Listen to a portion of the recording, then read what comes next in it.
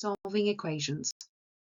To solve equations, you must find the value of x, or any given letter, that makes the equation true. To find the value of x, rearrange the equation until you end up with an answer which is x equals on one side. Here are a few important points to remember when rearranging.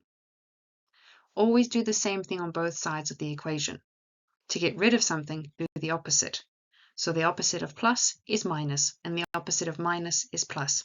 The opposite of multiply is divide, and the opposite of divide is multiply. And keep going until you have a letter on its own.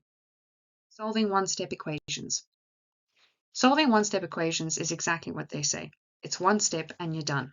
Have a look at the example as a reference. Solving two-step equations.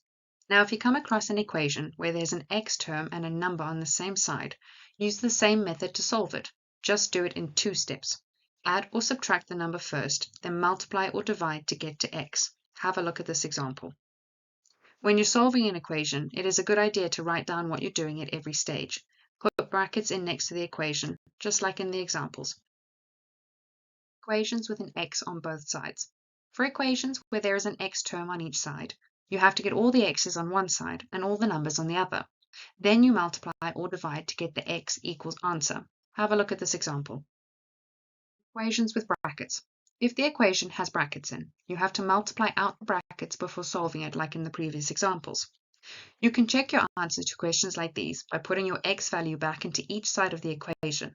Both sides should give the same number.